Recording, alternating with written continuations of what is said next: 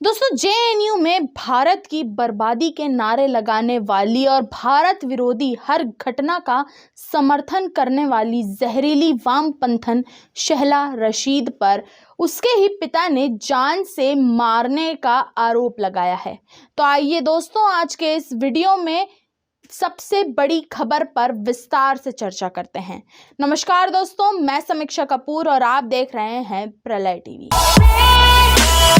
Subscribe कीजिए प्रलय TV channel को और बेल आइकन दबाएं लेटेस्ट न्यूज अपडेट के लिए। दोस्तों, देश के वामपंथी लिबरलों की पंक्ति में सबसे आगे खड़ी रहने वाली शहला रशीद को तो आप सब जानते ही होंगे।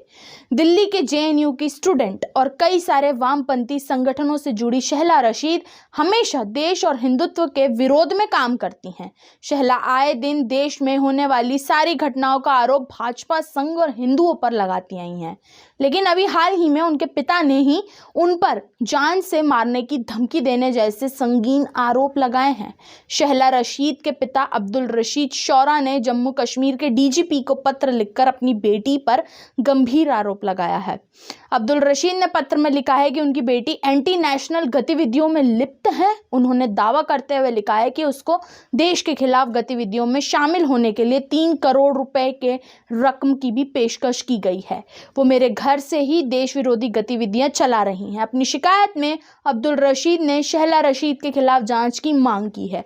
अब्दुल ने डीजीपी जम्मू और कश्मीर पुलिस को एक लिखित शिकायत में कहा है कि अपनी बेटी से मौत की खतरों का सामना कर रहे हैं, क्योंकि उनकी बेटी द्वारा उन्हें जान से मारने की धमकी दी जा रही है। इसके साथ ही उन्होंने डीजीपी से अपनी सुरक्षा की गुहार भी की है।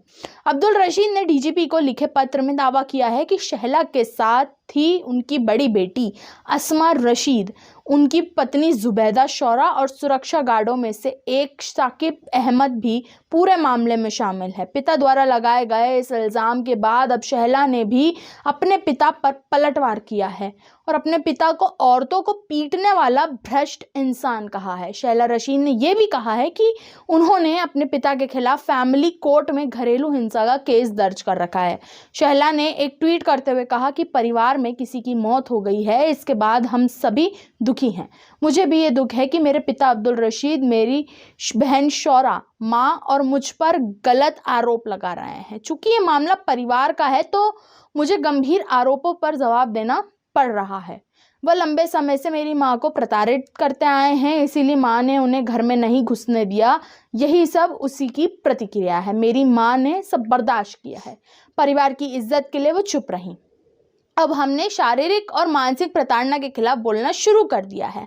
मैंने सितंबर में भी एक एफआईआर दर्ज करवाई थी। मैं सबसे निवेदन करती हूँ कि उसको गंभीरता से ना लें।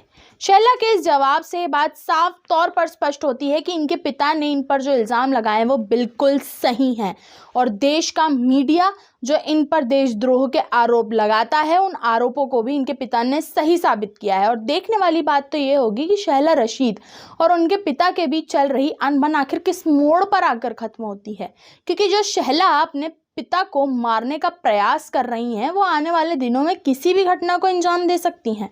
तो दोस्तों, आज के वीडियो में फिलहाल इतना ही। आप देखते रहिए प्रलय टीवी।